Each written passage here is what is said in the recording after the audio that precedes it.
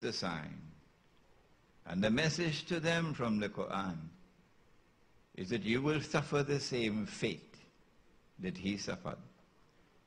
وَإِنَّ كَثِيرًا مِنَ النَّاسِ عَنْ آيَاتِنَا لَغَافِلُونَ. But most people, too busy to study the signs of Allah. There is an emerging political dictatorship around the world today. And the United Nations organization was created to facilitate the emergence of that political dictatorship. Why do those who control the UN, why do those who control political power, why do they want to establish the universal dictatorship? Why is democracy receding in the world today? Anti-terrorism laws encroaching on human rights. Why? It is because there is a plan being pursued. It is not by accident that Britain had a mysterious relationship with the Holy Land. It is not by accident that Britain gave us the Balfour Declaration, a secular Britain. In 1917, that the British government will work for the establishment of a Jewish national home in the Holy Land. Why? Why a secular state wants to establish a religious state in the Holy Land? I'll tell you why. Because there is a plan at work.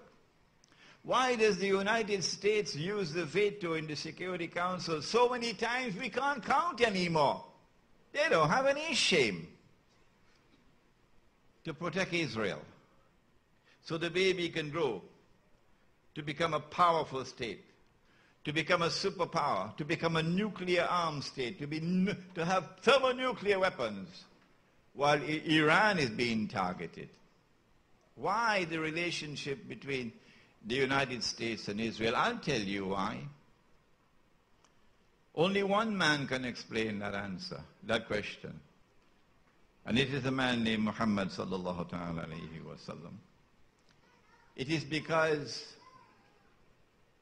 the first ruling state in the world, the modern world, of Britain, had to give way to a second ruling state in the modern world, the United States of America, in order that a third ruling state might emerge, which will be the last ruling state, and which must rule the world eternally, so that a man can emerge in Israel, who will be ruling Israel, and who would rule the world from Jerusalem.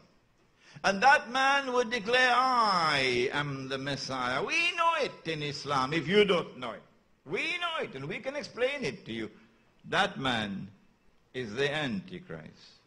That man is Dajjal, the false Messiah. And unless you study this subject, your understanding of international politics, your understanding of international economics, your understanding of international monetary economics would be inadequate. Israel, however, cannot rule the world until Israel wages a big war and the territory of the state were to expand dramatically to encompass the biblical frontiers, the false biblical frontiers, of course, from the river of Egypt to the river Euphrates. Israel cannot wage that big war so long as Pakistan has nuclear weapons. And so all the maneuverings on the chessboard in Pakistan and in northwestern Pakistan and in Afghanistan does not fool us. We know what's your target. We know that your target is to destroy Pakistan's nuclear plants, destroy Pakistan's nuclear weapons, and remove Pakistan from the nuclear club. Because so long as Pakistan possesses nuclear weapons, it poses a threat to Israel in her ambition to rule the world. Similar is the case with Iran and its missile capacity. If this is the political scenario towards which we are moving in the world, what is the economic linkages with that political scenario, this political analysis? In order for Britain to become a ruling state, Britain had, among other things, Britain had to control money in the world.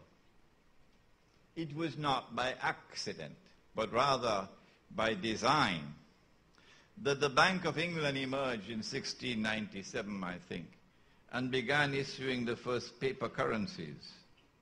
And these paper currencies were supposed to be redeemable. That is, you could take it to the bank and get the gold. And then, of course, if I did it, they'd lock me up and throw me in jail. You issue more paper than you have gold. You create money out of nothing. And then when the people realize that, there's a run on the bank and the whole thing collapses and people are ripped off. It happened at the end of the 17th century. And the same thing has been repeating and repeating and repeating again and again and again and again. When the Bretton Woods Accord emerged in 1944, it was just a more sophisticated arrangement for precisely the same scam. By 1971, Bretton Woods had collapsed so that the scam could move forward.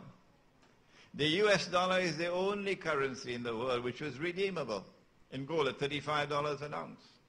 All the rest of the paper money in the world were not redeemable. They're like checks you can't catch.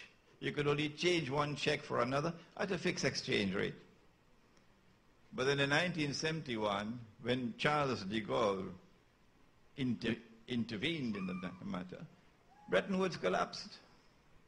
Richard Nixon declared, we gave our word, we don't have to keep our word. And he reneged on his treaty obligations under Bretton Woods and the Articles of Agreement of the International Monetary Fund. And so since 1971, it's just paper. You take a piece of paper. You're not going to believe me. You take a piece of paper, since 71. You print a picture on it. You put a number on it. And you say, abracadabra. And you assign an entirely fictitious value to it. We have in our gathering here a distinguished diplomat of the Trinidad and Tobago Foreign Service, my colleague who is here before me, who knows this subject. This is playing God to create wealth out of nothing. And one day they'll have to stand before Allah and answer to Him. Because the only way you can create wealth out of nothing, by assigning this fictitious value to the piece of paper, is that when someone takes that paper, uses it, boy, you have any more US dollars? Come in. The more you accept that money, the more you are made to accept it, because you can't sell oil other than in US dollars. You can't trade. You can't travel. You need hard currency. Ours is soft, you know. That keeps their paper alive. So they can print and print and print and print paper. And the Saudis just keep on sending and sending and sending the oil. That's playing God. But that's not the only part of the scam through which they maintain their power and their control. It's not just military power. It's more than that.